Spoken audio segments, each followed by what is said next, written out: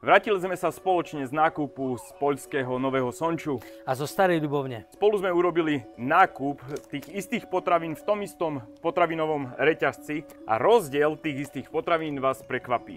Kým v Poľsku sme zaplatili za tie isté potraviny 66 eur, tak ja na Slovensku v tom istom reťazci za ten istý nákup 101 eur. V tomto videu nám pomôžu pri porovnávaní týchto cien jednotlivých potravín naša kolegyňa Aneška, Peter Polák starší a Julo Jakab.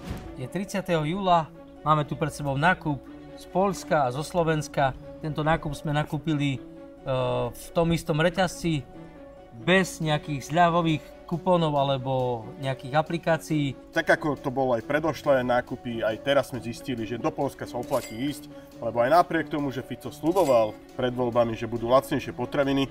Najmä by som chcel zdôrazniť, že boj s vysokými cenami potravín je naďalej naša politická priorita a takto bola zadefinovaná aj programom vyhlásení vlády. A rok 2024 sa musí niesť predovšetkým v duchu našich aktivít, aby ceny potravín na Slovensku neboli také vysoké. Tak, lacnejšie potraviny sú, ale nie na Slovensku. Nákup na Slovensku je takmer o 52% drahší ako v Poľsku.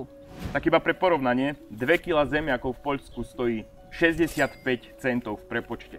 Na Slovensku 2 kg zemiakov skoro 2 eurá. Kilo mrkvy v Poľsku stojí 68 centov. Tá istá mrkva v rovnakom reťazci stojí na Slovensku euro 23. Na Slovensku Nutella stojí 5,19. Tá istá Nutella v Poľsku stojí 3,27. Ako je možné, že v rovnakom reťazci rovnaký výrobok od rovnakého výrobcu je v Poľsku oveľa lacnejší ako na Slovensku? Pýtame sa Roberta Fica, ako je to možné? Základná potravina, ako sú vajíčka z voľného výbehu, stoja v Poľsku 2,57. Na Slovensku kúpite tieto vajíčka z voľného výbehu za 3,89 centov. 2 kg kuracích prs v Poľsku kúpite v prepočte za takmer 9,70. Rovnaké množstvo na Slovensku v tom istom reťazci za 12,66. Tak si predstavte, vyberali sme v Poľsku ten najlacnejší sirup a v prepočte stojí euro 34. Najlacnejší sirup na Slovensku stojí o mnoho viac, 4,29 centov. Pšeničný chlieb v Poľsku stojí euro 40.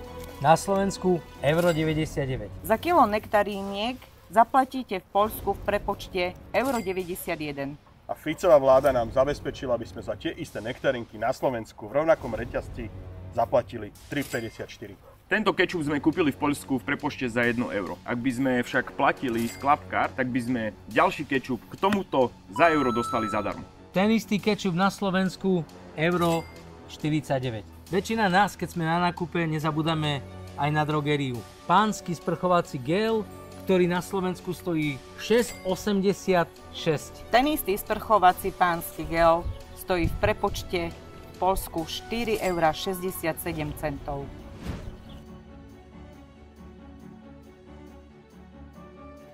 Nákup, ktorý ste urobili na Slovensku a v Poľsku, vychádza tak, ako dlhodobo upozorňujeme. Teda, že Slováci to isté nakupujú o mnoho drahšie ako Poliaci. Ale pozrime sa aj na druhú vec. Koľko zarábajú Slováci a koľko Poliaci?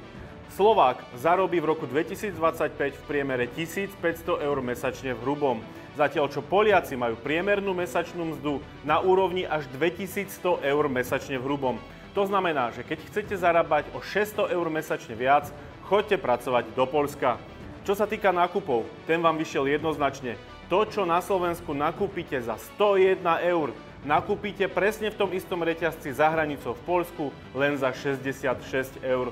Z tohto vidíte jednoznačne, že Poliaci si zo svojej výplaty vedia dopriať dvakrát viac nákupov ako Slováci. A to je teda výrazný rozdiel. Robert Fico zaťažuje Slovensko obrovskými daňami, transakčnou daňou, zvýšenou DPH, ľuďom berie všetky dávky, ktoré im dal a všetko len neustále zdražuje. Na ľudí sa vykašľali, starajú sa len sami o seba a o svojich kumpánov. Za 2 roky vládnutia Roberta Fica je v obchodoch jednoducho všetko drahšie. To nám Fico nesľuboval. Bez hanby ľuďom pozdvíhal všetko a sebe pridal. Jesť musíme každý deň. Ľudia potrebujú živiť svoje rodiny a bojujú každý deň s dražobou, ktorú priniesol Fico a jeho vláda. Na to, aby ľudia mohli žiť lepšie na Slovensku, potrebujú sa najesť a kúpiť si potraviny za normálne ceny. Sú ľudia na Slovensku, ktorí si nedovolia napríklad nájsť sa teplého jedla ani raz za deň. A to všetko kvôli tomu, že základné potraviny na Slovensku sú luxus. Pre ministra Takáča sú to len čísla a percentá, ale toto je realita, ktorú my vám dnes prinášame pri porovnávaní nákupov z Poľska a Slovenska. Je evidentné, že táto vláda sebe zvýšila platy a ľuďom iba dane.